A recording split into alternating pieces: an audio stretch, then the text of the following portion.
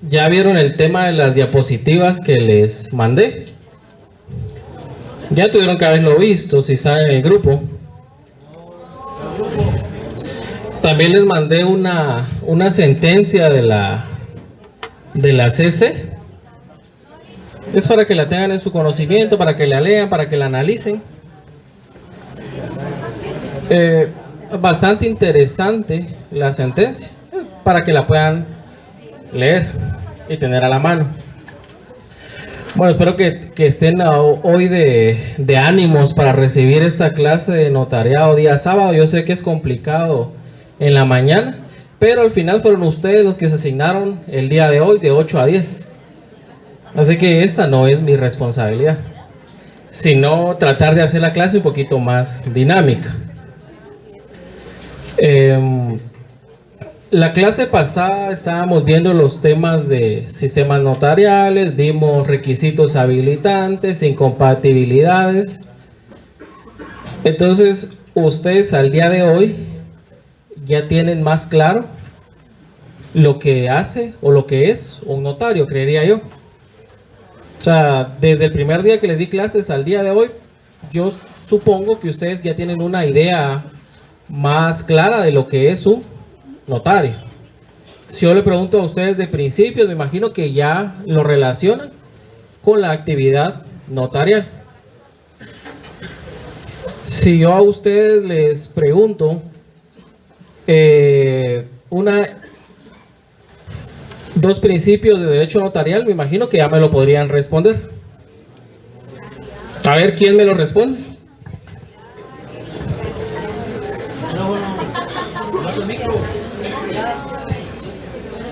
El compañero de atrás, vamos a ver. Buenos días, compañeros licenciados. El principio de protocolo, basado en el artículo 8 del Código de Notariado, y el principio de publicidad en el artículo 72 y 75 del Código de Notariado. Vamos a ver, me mencionó el principio de protocolo. Principio de publicidad, si no soy mal, lo mencionó también.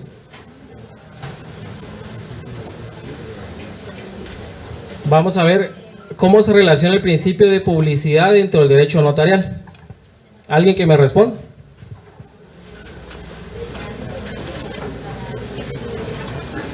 Es público para las partes,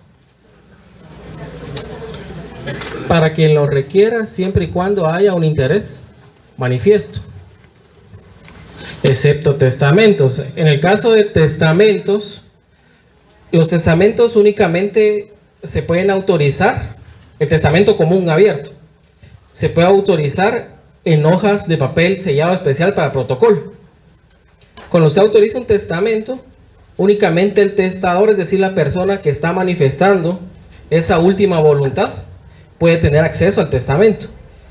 Es tan así excepcional al principio de publicidad, que en el caso de cuando hay una revisión del protocolo, ni siquiera el revisor del protocolo puede leer el testamento. Él puede ver que la escritura es un testamento y ahí deja de leer.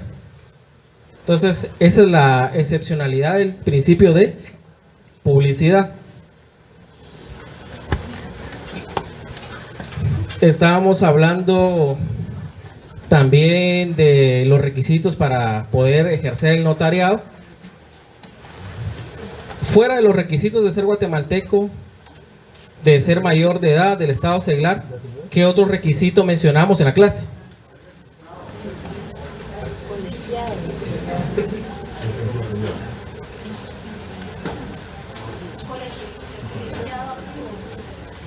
Muy bien. Entonces vamos a pasar al régimen disciplinario del notariado. El primer régimen disciplinario es la colegiación profesional.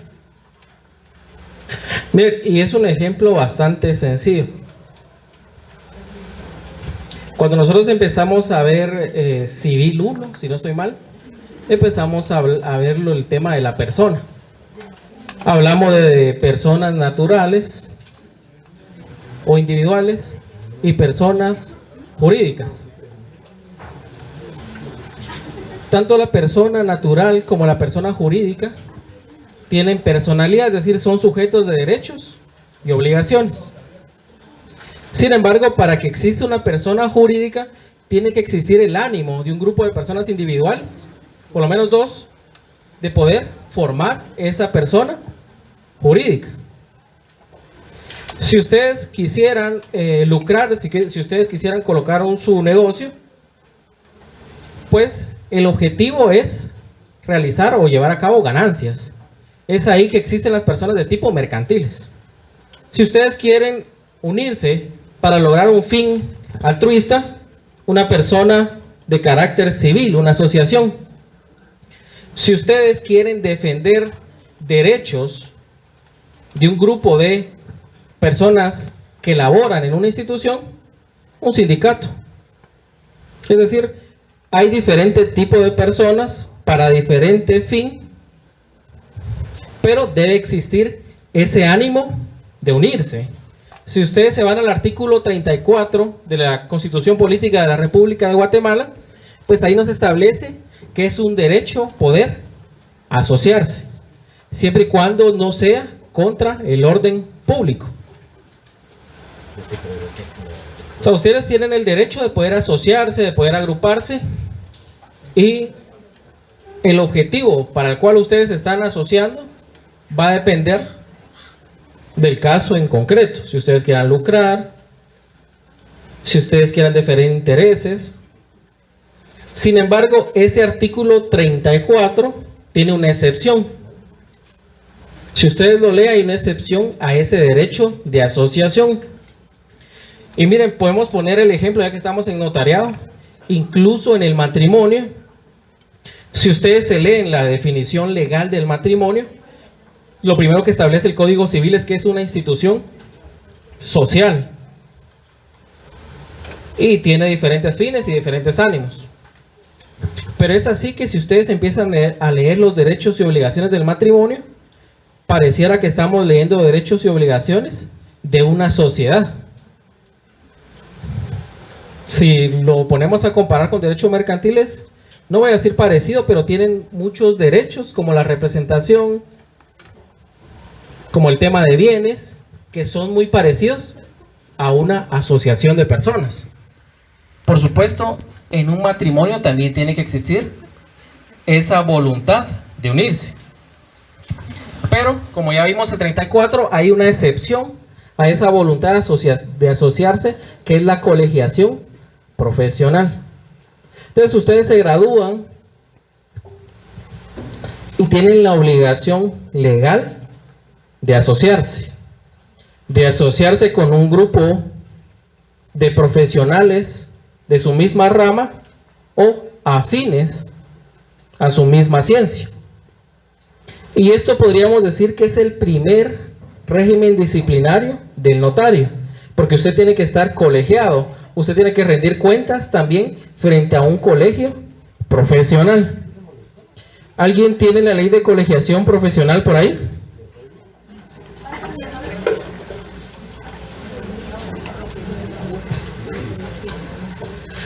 Si me pueden leer el artículo 3, si no estoy mal.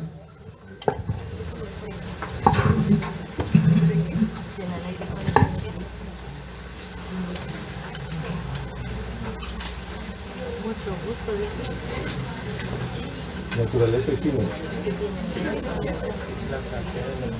Los colegios profesionales. Naturaleza. Los colegios profesionales son asociaciones gremiales no lucrativas, esencialmente apolíticas, de carácter laico, con personalidad jurídica y patrimonio propio. Funcionarán de conformidad con las normas de esta ley, sus propios estatutos y reglamentos. Tendrá su sede en la ciudad de Guatemala, pudiendo establecer sus sedes fuera de ella. Son fines principales de colegios profesionales: a. promover, vigilar y defender el ejercicio decoroso de las profesiones universitarias en todos los aspectos, propiciando y conservando la disciplina y la solidaridad entre sus miembros. B. promover el mejoramiento cultural y científico de los profesionales universitarios. C. promover y vigilar el ejercicio ético y eficiente de las profesiones universitarias. D.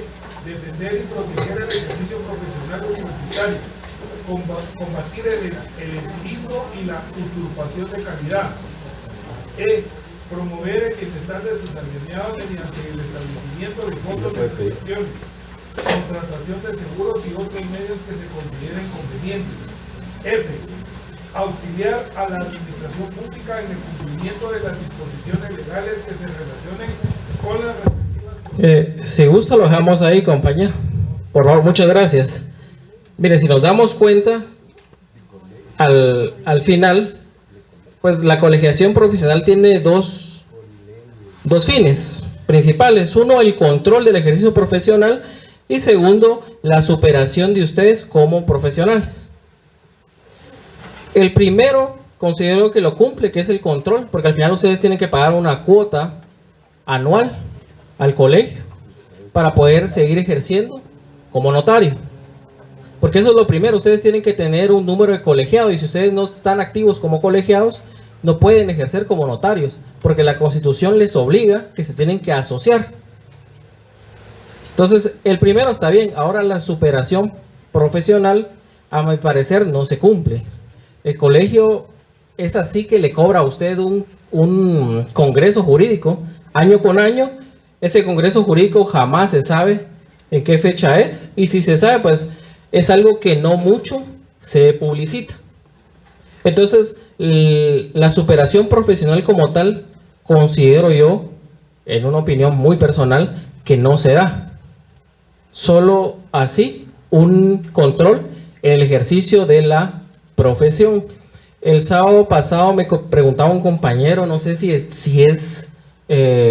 inscrito en esta clínica, pero me hacía la pregunta: ¿qué pasaba con aquellos profesionales que no pagaban su colegiatura? Y es sencillo, se les sigue acumulando mientras no paguen.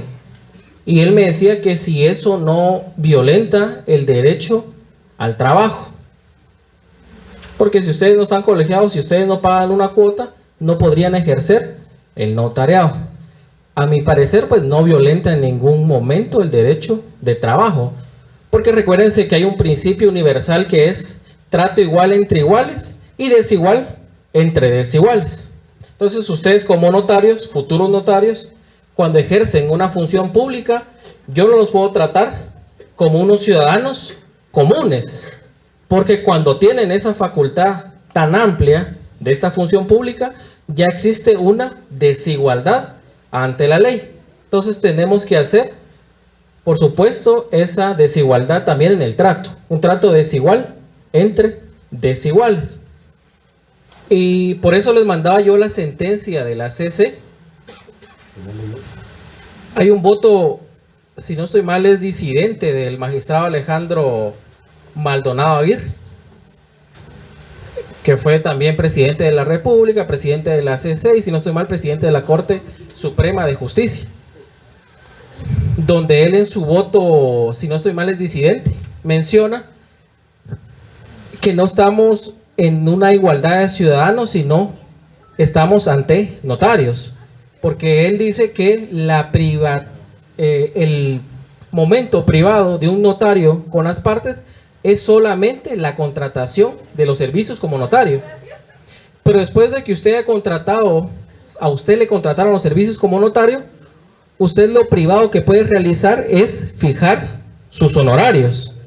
Pero después de haber fijado honorarios, lo demás que tiene que hacer es una función eminentemente pública, donde no puede realizar nada más de lo que la ley le está facultando. Es decir, cuando nosotros hablamos de la naturaleza jurídica del notario, que puede ser pública, privada, es decir, un poquito mixta, lo privado, señala el magistrado Maldonado Aguirre en ese momento, es únicamente la fijación de los honorarios profesionales, pero la parte pública es de ahí en adelante. Cuando usted empieza a redactar, cuando usted inscribe ese contrato, ahí ya estamos hablando que su función se va de la parte privada, ya es una parte pública eminentemente. Ya usted no puede hacer nada más de lo que la ley le está permitiendo. Entonces usted como notario puede tener flexibilidad en su función, pero hasta cierto punto. Entonces por eso le contestaba yo al compañero ese día, que por lo tanto la colegiación no violenta ningún derecho de trabajo, porque usted es un profesional con una función pública y por lo tanto tiene que cumplir con ciertas obligaciones. Una de ellas es la colegiación profesional.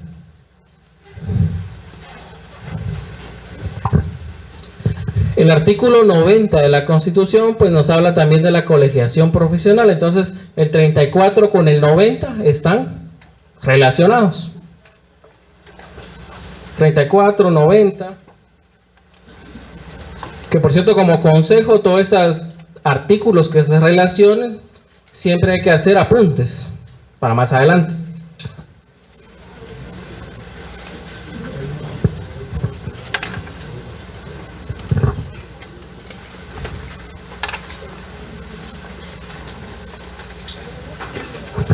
Solo un paréntesis antes de continuar con el tema. Cuando vimos los sistemas del derecho notarial, yo me basé más que todo en el anglosajón y en el latino francés, pero también tenemos un sistema funcionarios judiciales y un sistema administrativo estatal, que no hago mucho hincapié en estos sistemas porque son dos sistemas que en Guatemala no se aplican para nada y tampoco sirven como manera de ejemplificar el latino. O sea, el anglosajón sí nos sirve para poder ejemplificar el latino, porque son contrarios.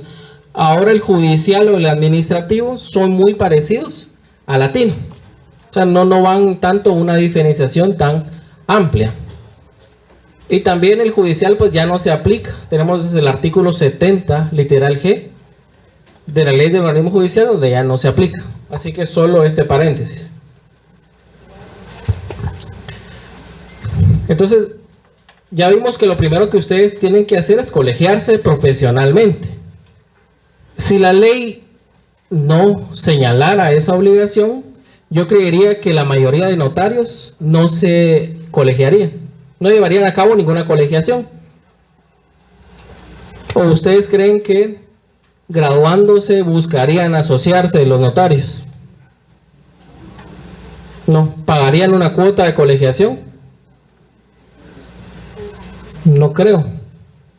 No lo harían si fuera algo voluntario. Es el caso también que el notario también debe pagar un impuesto por estar colegiado, además del pago de la cuota de colegiación.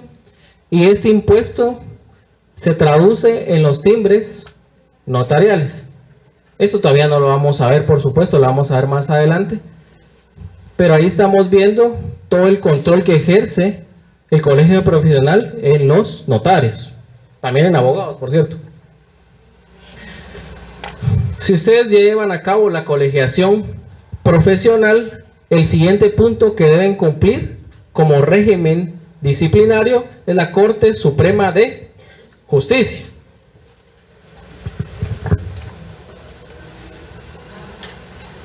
¿Qué hablábamos nosotros que se hace en la Corte Suprema de Justicia?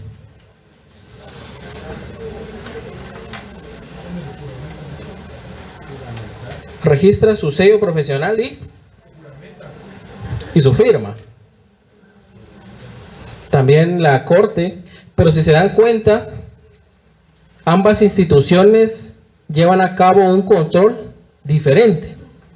El colegio lleva más que todo un control profesional y ético. En temas éticos nos vamos directamente al Colegio de Abogados y Notarios de Guatemala.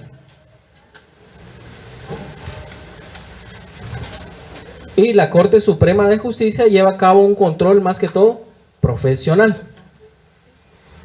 ¿Qué registra usted en la Corte? Como lo veíamos diciendo, su sello y su firma. Y en el colegio lo que usted va a registrar, también registran sello y firma. también, pero no es para el ejercicio profesional, solo es para tener un registro de los colegiados y sus sellos y sus firmas.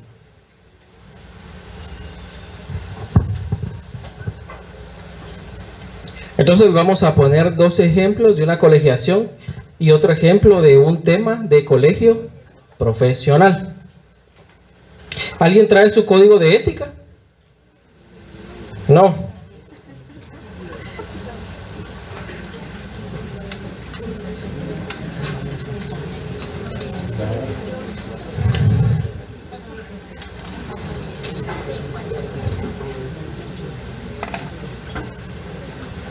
¿Me puede leer el artículo 40?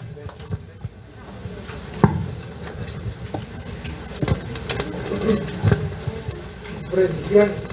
El notario debe abstenerse de obligar directamente o indirectamente al cliente a utilizar sus servicios, facilitar a terceros, ocultar datos,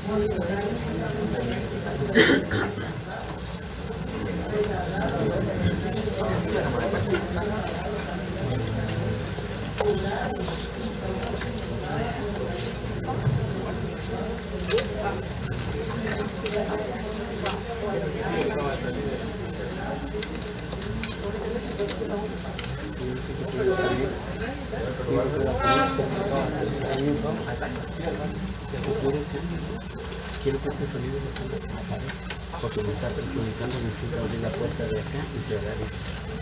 Por la extensión de la corriente está acá. Pero tal vez está donde está.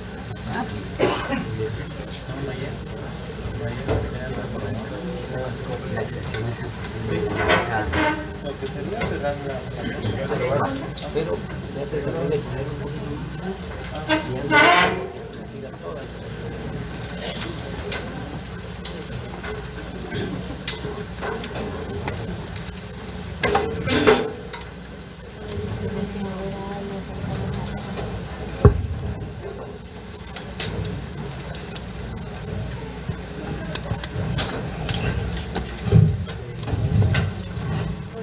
Bueno, entonces vamos a continuar con la clase. Si nos damos cuenta, el tema de la colegiación busca más que todo un tema ético.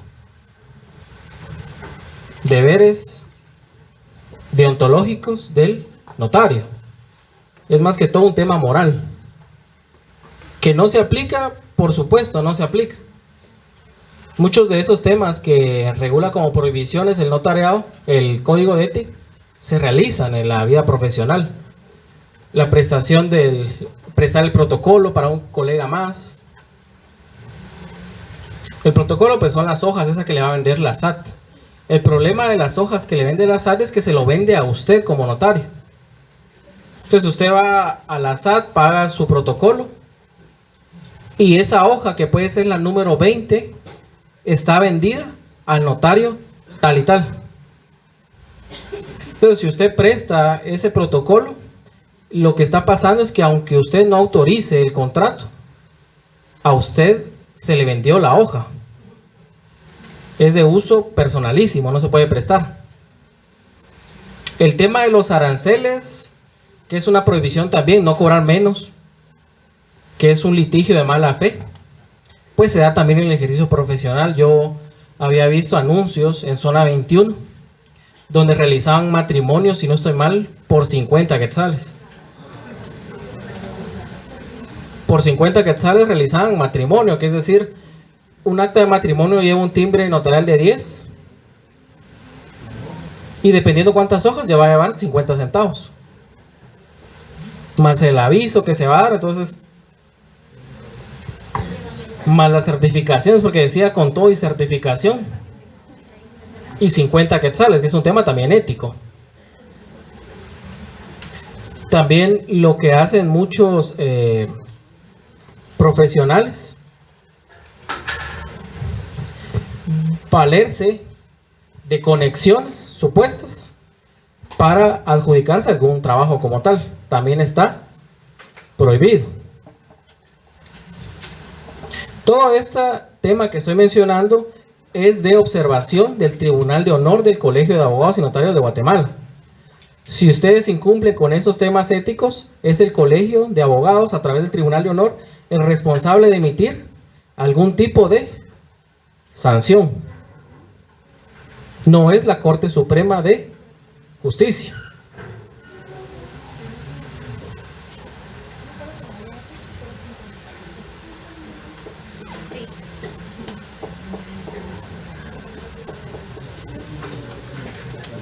Ahora bien, estamos viendo cuáles son las prohibiciones éticas. ¿Qué pasaría si ustedes como notarios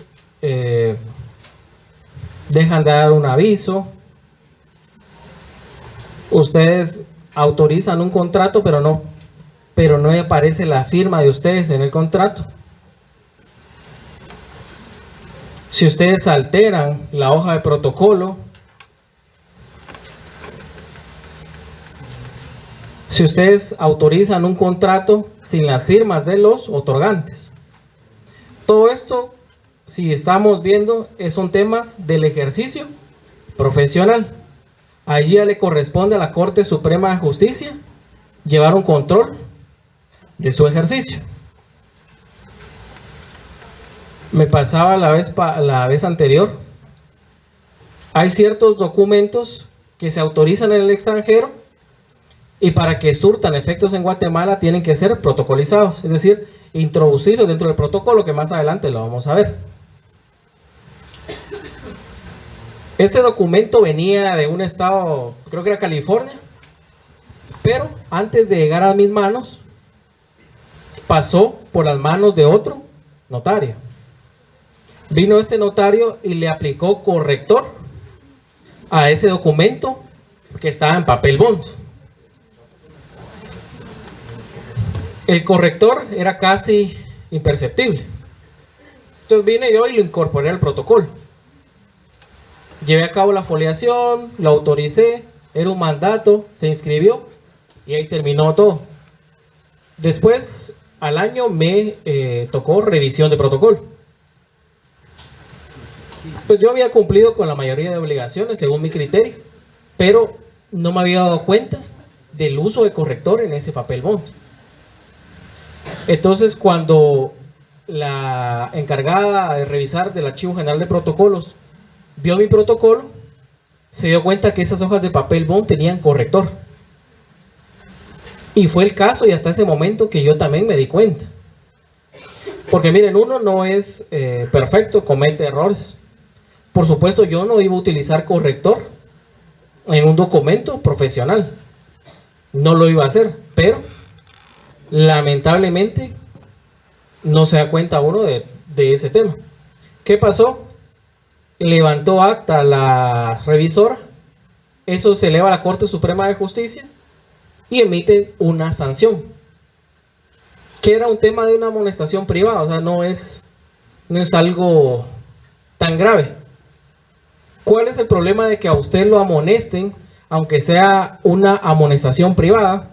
Que si usted después quiere participar en algún cargo, puede ser magistrado o un tema de esa índole donde tenga que ser profesional, notario o abogado, y quiera participar para que lo elijan para ese cargo,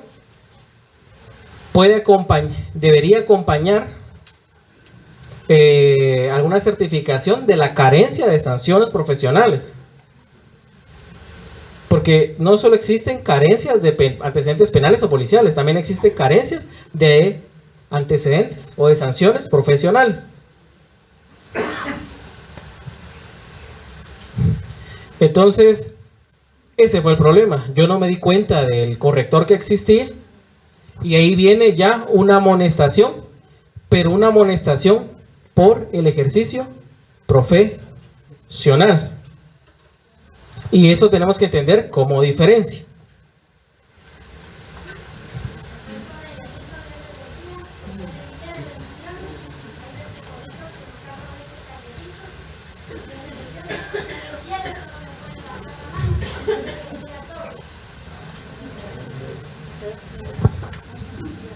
Miren, entonces, el problema que tenemos en los ejemplos que le estoy dando es que la Corte Suprema, cuando usted lo sanciona, y puede ser una inhabilitación, sí existe un procedimiento para la rehabilitación. El Tribunal de Honor no tiene un procedimiento como tal para la rehabilitación.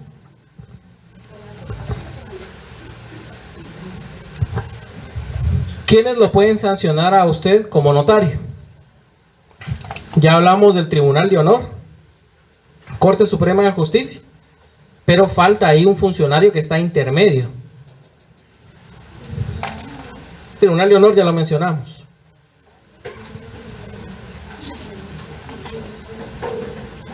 Pero estamos hablando de administrativas. El director del Archivo General de Protocolos, que ahora es director, antes mucho tiempo fue directora, no sé por qué la cambiaron ahora y ahora es un director. Si nos vamos al artículo 100 del Código de Notariado, no sé si ustedes ya se dieron cuenta que su artículo 100 tiene ciertas palabras que fueron declaradas inconstitucionales.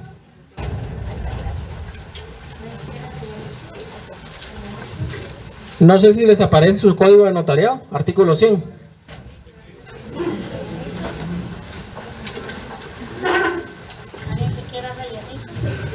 Hay palabritas ahí que fueron declaradas inconstitucionales. Fueron declaradas inconstitucionales por la resolución que les envié, o que les enviamos, mejor dicho, a través del grupo de WhatsApp. Cuando se emite la ley de extinción de dominio, es una ley bastante amplia. Dentro de la ley de extinción de dominio se reformó ese artículo 100. Y ahí se le imponía a usted como notario la multa por incumplir con los avisos que debe dar del 100% de sus honorarios profesionales. Por supuesto, el Instituto Guatemalteco de Notariado rápidamente presentó la inconstitucionalidad de ese artículo 100. Entonces, como ya no existe esa sanción del 100% de los honorarios, ahora lo que se aplica es una multa de 25 quetzales. Entonces, cuando usted deje de dar avisos o testimonios, lo que se aplica es una multa de 25 quetzales, para que lo sepan. Los que aquí pues procuran, me imagino que ya lo saben. Ahora los que no tienen ningún conocimiento de esto, pues solo para que lo sepan.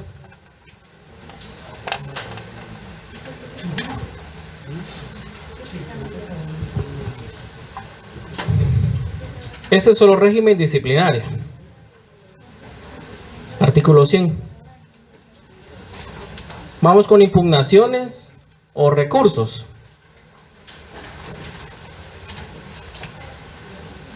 Recurso de responsabilidad. Igual están en las diapositivas, así que no lo tienen que copiar. Recurso de responsabilidad surge por la inspección y revisión y por el expediente de rehabilitación. Responsabilidad. Bien, como yo les explicaba en la clase pasada, ustedes como notarios,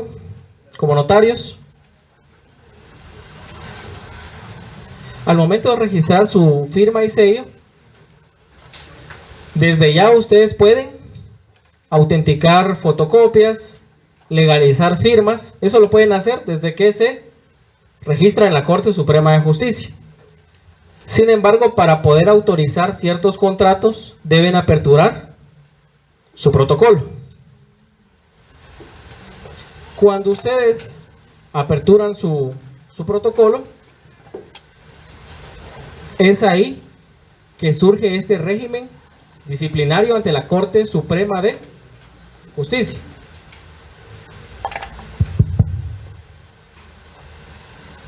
Es decir, si ustedes legalizan firmas, si ustedes autentican copias de documentos, no tendrían que ser sujetos a ningún régimen disciplinario. A la Corte Suprema de Justicia no le interesa como tal que usted autentique copias o que usted legalice firmas o que usted pueda elaborar actas notariales. Eso lo hace en papel bond y lo puede hacer en cualquier momento, una vez esté colegiado y una vez esté registrado su sello y su firma. Lo que le interesa a la Corte Suprema de Justicia es el momento que usted apertura su protocolo. Ese protocolo, que es un registro donde usted puede autorizar compraventas, donde usted puede autorizar mandatos, donde usted puede constituir sociedades, donde usted puede constituir garantías, donde usted puede hacer constar arrendamientos, donde puede constituir sociedades o cualquier persona jurídica. En ese momento es que la Corte Suprema de Justicia le toma importancia a su función notarial.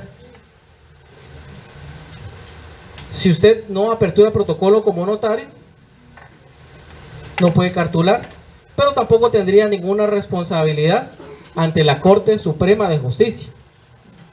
No tendría que dar ningún aviso, no tendría que enviar ningún testimonio, no tendría que ser sujeto a revisión del protocolo.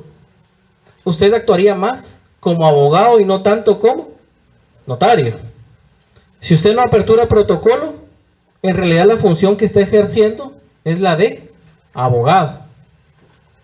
Un abogado que sí puede autorizar auténticas de firmas o de copias, y un abogado que puede autorizar actas notariales. Pero hasta ahí. El momento que usted apertura protocolo y empieza a cartular, es decir, hacer constar contratos en ese protocolo, usted ya es sujeto de control de la Corte Suprema de Justicia a través del director del Archivo General de Protocolos. Entonces viene usted en el año 2025, apertura protocolo, empieza a hacer constar contratos, una compraventa, una donación, un arrendamiento, una sociedad, otra compraventa, un mandato, otra compraventa, porque lo que más van a ver ustedes como notarios van a ser generalmente compraventas, porque es lo que más hay, compraventas y mandatos judiciales generalmente.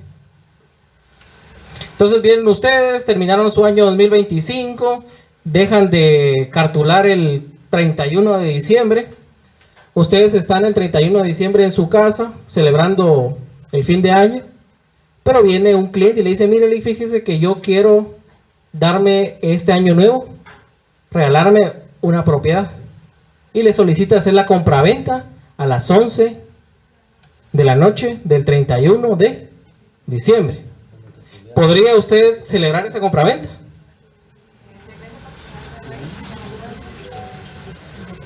¿Puede usted o no? ¿Alguien que diga que no? ¿Alguien que me diga que no? Sí, miren, ustedes pueden elaborar documentos a la hora que se les dé la gana, si el cliente llegó con ustedes. Bueno, la cuestión es que cierran su protocolo, ahí hacen constar avisos y lo mandan a empastar. El 20 de febrero del año 2026 le dieron notificación a su oficina del Archivo General de Protocolos: notario tal y tal, usted debe comparecer al archivo con su protocolo del año 2025 en este lugar y en esta fecha. Va usted con su protocolo en mano, su librito, entra al archivo y se presenta a la revisora, que generalmente son notarios. No es el director del Archivo General de Protocolos, es un notario. Y muchas veces son notarios que en su vida han cartulado. Ese es el problema. Entonces lo hacen todo sin tener mayor conocimiento práctico, porque no es lo mismo lo que se enseña en la clase que lo que es la calle. O sea, no es lo mismo. Presentan su protocolo. Cuéntame.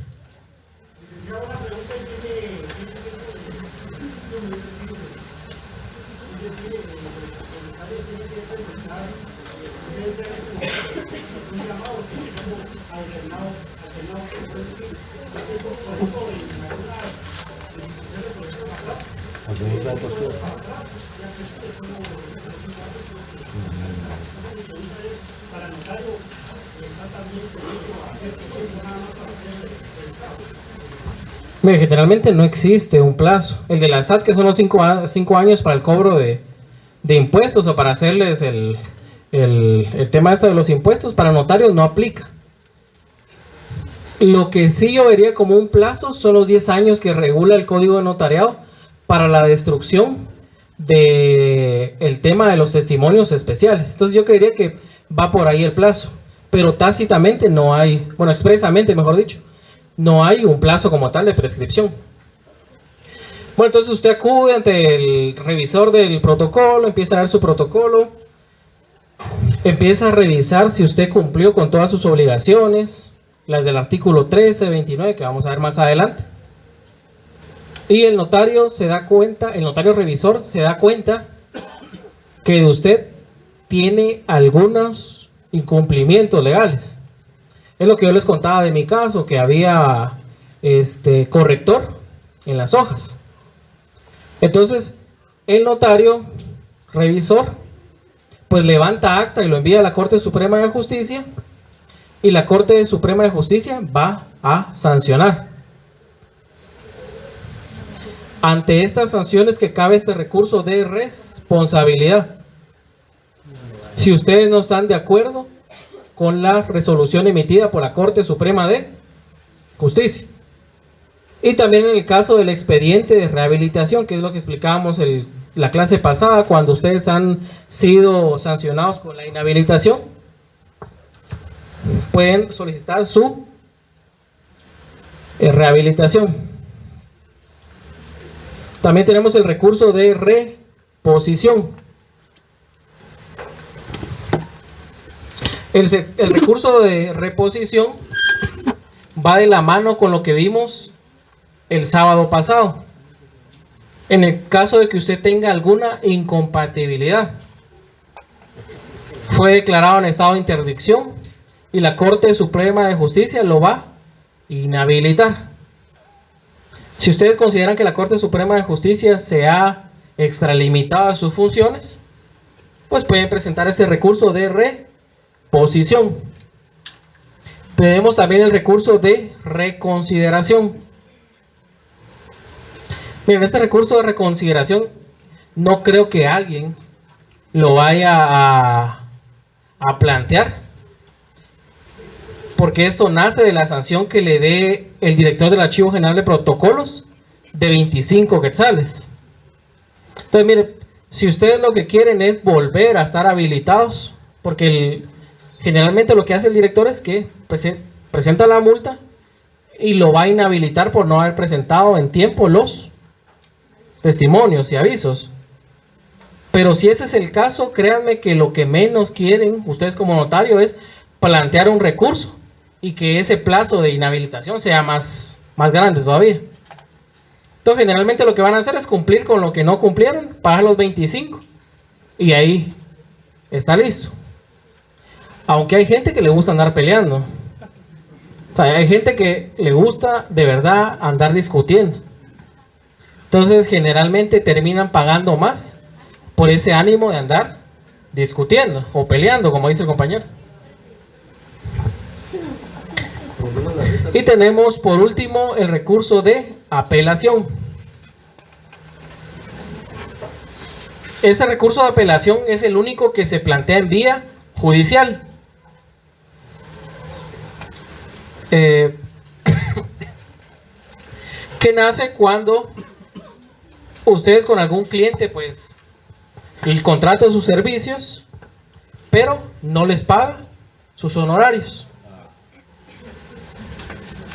Ustedes pueden acudir en incidente a que sea el juez el que lleva a cabo la determinación de los honorarios de acuerdo al arancel. Contra esta liquidación que practique el órgano jurisdiccional es que cabe este recurso de apelación. Es decir, lo que ustedes están contradiciendo es el cálculo que les hizo el juzgado de cuánto les corresponde de honorarios. Eso es lo que están peleando en la apelación.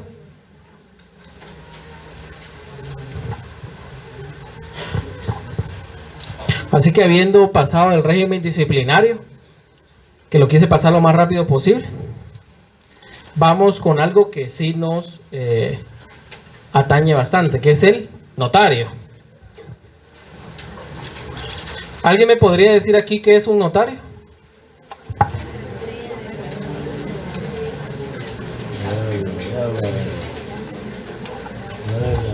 Es un profesional del derecho, como un abogado,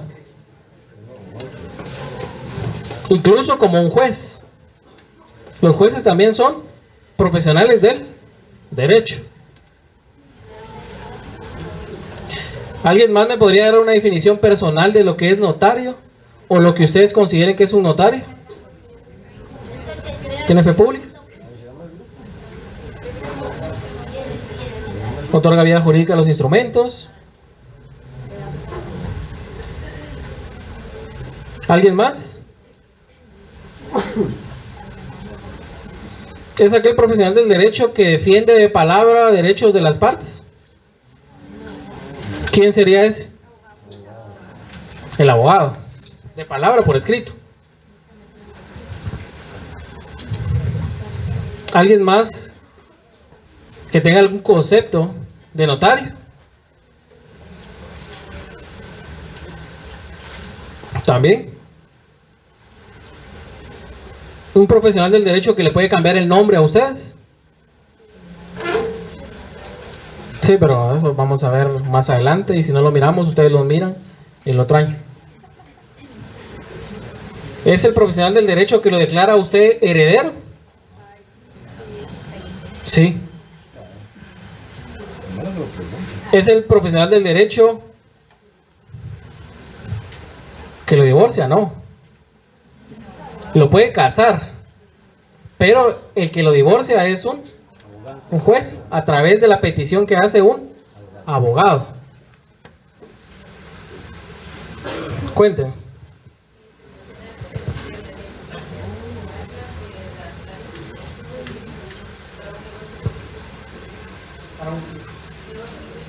Sí, estamos bien. Entonces, el notario realiza el matrimonio, pero no el divorcio. Por eso es que el matrimonio es más solemne y el divorcio no tanto. O sea, el matrimonio es una fiesta y el divorcio para algunos también. Entonces yo les digo a ustedes, ¿prefieren hacer matrimonios o divorcios?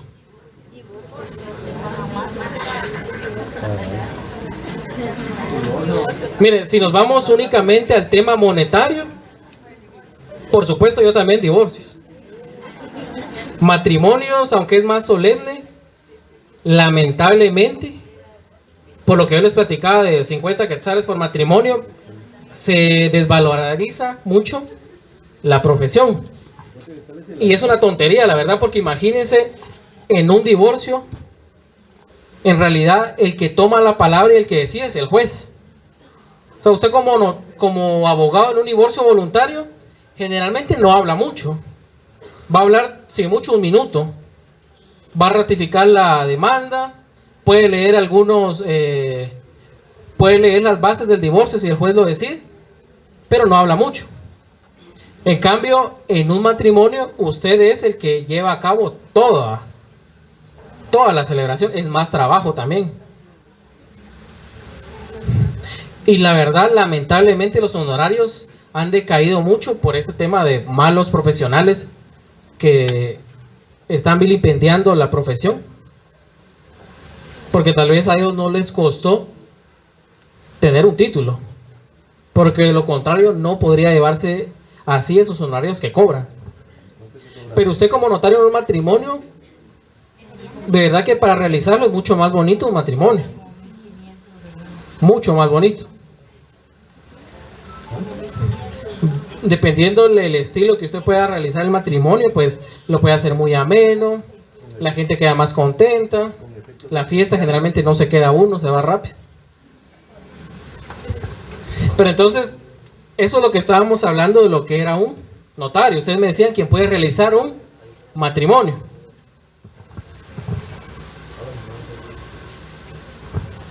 ¿Alguien más? ¿Otra idea de notario?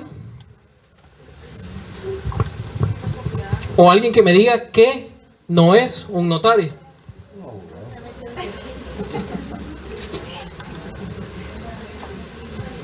Un notario no litiga, compañero. No se involucra en conflictos. Es imparcial. Imparcial. ¿Alguien más? ¿Qué no es? No es chismoso el notario. Ni el abogado tendría que ser chismoso, porque recuérdense que ambos tienen una obligación que es el secreto profesional. O sea, yo aquí les puedo venir a ventilar casos, pero sin mencionar nombres y mayores detalles. ¿Alguien más que me diga que no es un notario? Ustedes no son un notario todavía. Ese es el mayor ejemplo que les puedo poner ahorita. Ustedes no son un notario. Ustedes no tienen fe pública por el momento. Pero espero que en algún momento pues sí la tengan y sean muy buenos notarios. Si es una rama que les gusta. Ahora si no, pues ustedes pueden ser buenos abogados, buenos funcionarios públicos. Tenemos la definición legal del notario. ¿Alguien tiene las diapositivas por ahí? Que me pueda leer la definición que les coloqué ahí, por favor.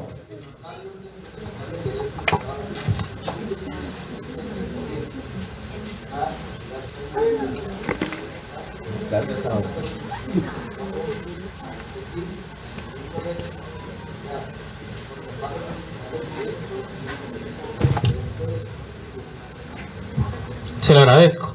Entonces, si nos damos cuenta, la definición lo que nos dice es qué es y para qué es. O sea, qué es el notario y qué hace. Esa es la definición clara. Nos vamos con una función notarial que es el qué hacer notarial. También están las diapositivas, así que no tienen que copiar. ¿Dónde desarrolla esa actividad el notario? Hay varias teorías. Una teoría funcionalista, profesionalista, y la favorita de Guatemala, una teoría ecléctica, porque aquí en derecho no tenemos una corriente bien definida. Entonces, funcionalista, pues habla que el notario, su quehacer es un quehacer de un funcionario público. Y en la profesionalista, pues dice que su quehacer es un quehacer de un profesional de una ciencia, del derecho. Y la ecléctica, que nos dice que desempeña una función, pero no es un funcionario público como tal. Y nos vamos, por supuesto, a la función ecléctica. Y trayendo a colación un poco lo resuelto por la CC en ese voto disidente del magistrado Maldonado Aguirre, pues él nos ejemplifica muy bien que si bien es cierto el notario desarrolla una función pública, esa función pública la desarrolla dentro de una actividad privada. Por lo tanto, el quehacer notarial es ecléctico.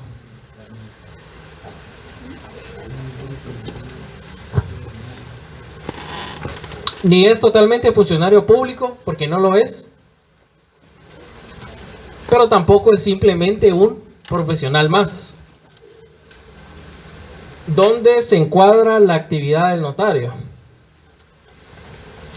¿En el ejercicio liberal de la profesión o en el Estado? Eso es lo bonito de estas profesiones, tanto de abogado como de notario. que ustedes pueden desarrollar sus funciones en el ámbito privado, en una oficina profesional, o también pueden ser empleados públicos, donde también desarrollen una función notarial. Entonces ustedes tienen un campo muy amplio para poder desempeñar su función de notario. Vamos con las funciones o actividades que desarrolla el notario. La función receptiva.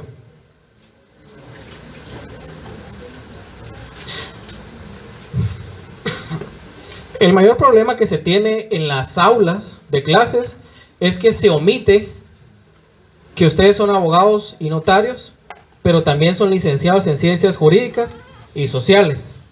Es decir, ustedes tienen una capacidad en ciencias sociales.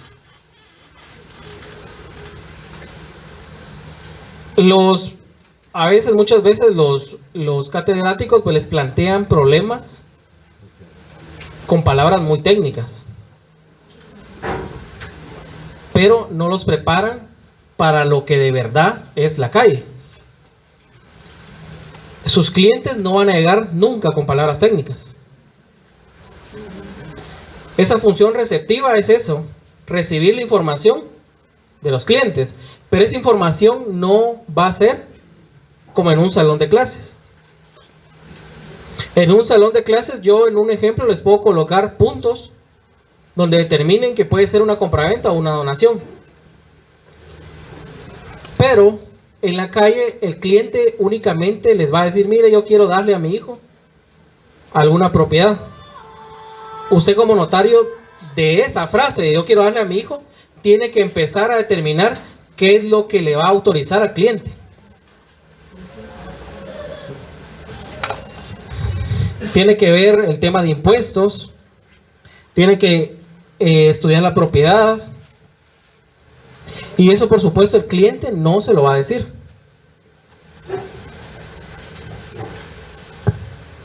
Tiene que determinar si es primera o segunda compraventa, para ver si vamos con una donación, con una compraventa, si son esposos, una adjudicación para no pagar impuestos. Todo eso lo tienen que ver ustedes en una función receptiva, y lo tienen que sacar de pocas palabras que le diga el cliente, porque generalmente el cliente cuando llega a su oficina, el 90% que le dice es de su vida personal. Ustedes como notarios a veces son muchas veces psicólogos. El cliente le llega a contar de su vida, de sus hijos, de su familia, de sus perritos, de sus gatitos, y usted lo tiene que escuchar. Y el 10% del restante es el contrato. Y es por eso que usted también es licenciado en ciencias jurídicas y sociales. Usted también tiene que tener ese grado social para hablar, para entender. Y eso es una función receptiva. Después de que el cliente le platicó una hora de su vida, de sus hijos, de todo, ya usted tiene que empezar a cranear cuál es la solución que le va a dar al cliente.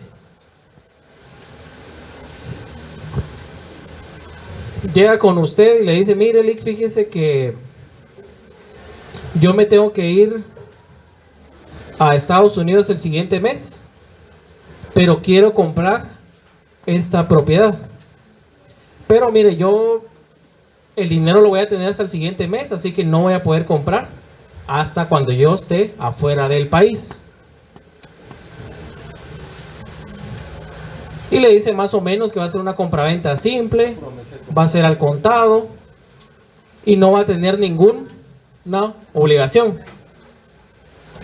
Y que quiere que su mamá sea la que lo pueda representar.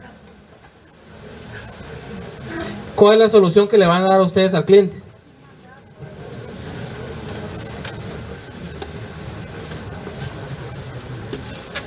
Para que pueda comprar.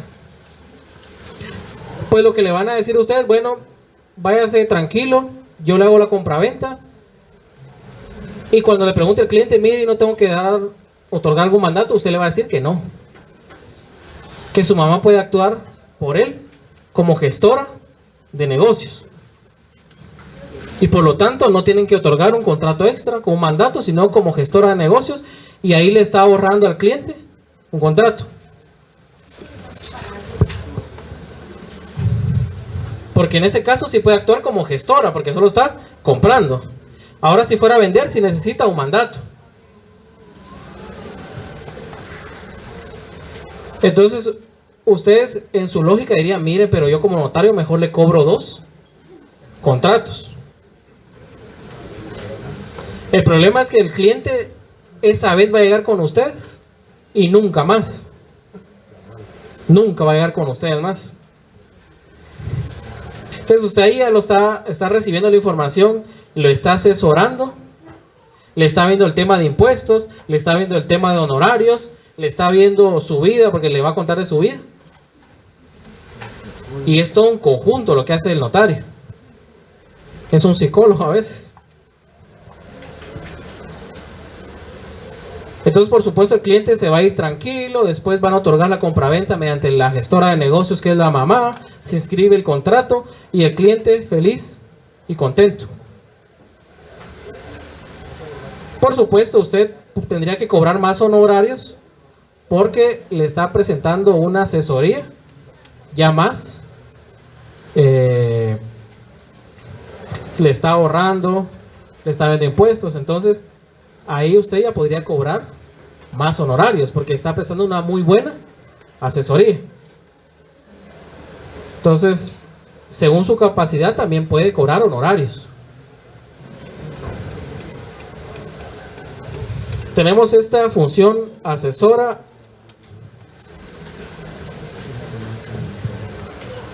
Tenemos también una función legitimadora. Pues entonces recibió la información del cliente, el cliente le dijo lo que quiere, una compraventa, y al mes siguiente llega la mamá de su cliente con usted para realizar la compraventa, llega con el vendedor, llegan ambos. Ahí lleva a cabo usted una función legitimadora. Primero, ¿qué tendría que verificar? Que el vendedor sea el titular del bien.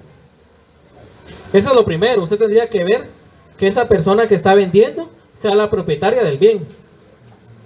1. 2. Ver si la representación es suficiente. Como estamos actuando en una compraventa que no tiene ninguna obligación más que el pago y es al contado, sí puede actuar mediante gestor de negocios. Entonces lo que tiene que verificar después es si es suficiente ser gestora de negocios para la compraventa. Y sí, es suficiente para el otorgamiento del acto o contrato. En ese caso, ese contrato. Ahí viene su función legitimadora. Ya recibió la información, esa información usted la recibe y después da la asesoría correspondiente. Legitima. Ya van 3 funciones del ejercicio del derecho notarial. ¿Qué otra función aparece ahí después? Modeladora.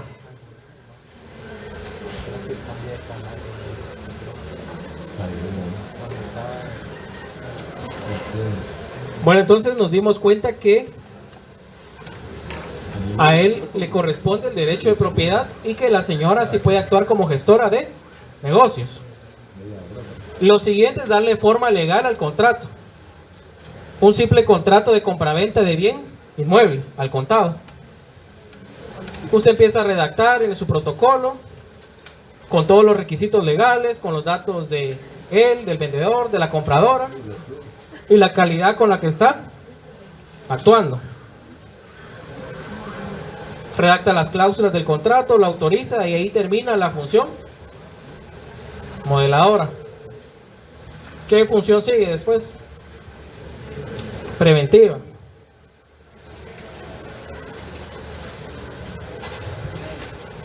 ¿Qué hubiera pasado si al momento de que ustedes reciban la información, el comprador le dice que va a hacer una compraventa, pero va a ser al crédito y con hipoteca? Hipoteca a favor del vendedor. Una hipoteca es un derecho de garantía.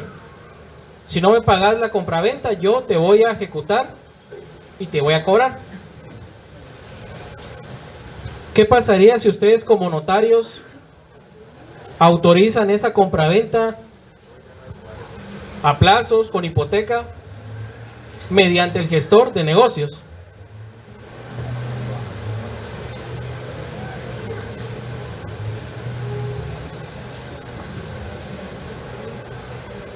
Primero, no se las van a escribir en el registro, generalmente.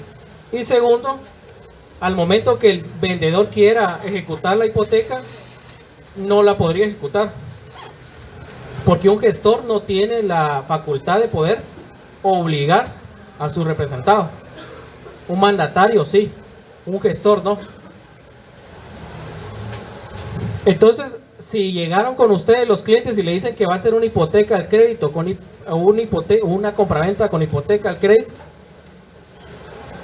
ustedes ya no le van a proponer un gestor de negocios, y le van a proponer un mandatario general con cláusula especial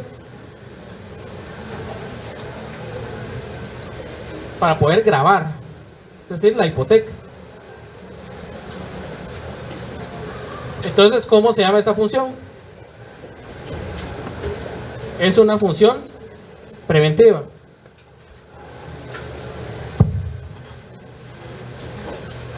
Entonces, si se dan cuenta, dentro de todo lo que ustedes han hecho ya como notario, están asesorando, están redactando, pero también están previniendo posibles litigios futuros, y esa también es función del notario. El notario, una de las características del derecho notarial es que actúa dentro de la fase normal del derecho, pero eso no significa que usted como notario provoque después que haya litis por su ineficiencia, por su falta de capacidad de otorgar un contrato. Y también tenemos una función autenticadora.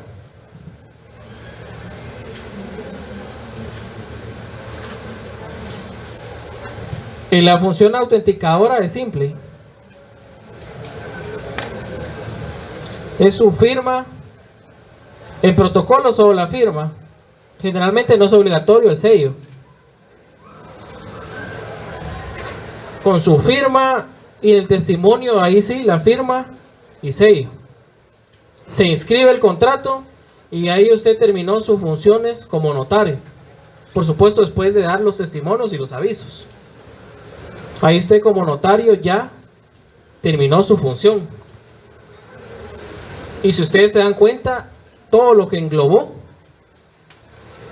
un contrato tan simple como una compraventa. Incluso el notario es un auxiliar de la administración tributaria por los impuestos. Ustedes como notarios tienen que ver el tema de tributos, o sea, todo lo que tienen que saber como notarios: derecho civil, derecho tributario, derecho registral. Todo eso lo tienen que saber ustedes como notarios.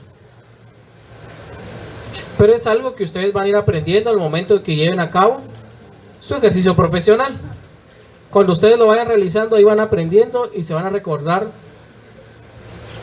de mí o de algún profesor de notariado. Así que damos por concluida la clase de hoy y los espero el otro sábado, me imagino. Que tengan un excelente fin de semana.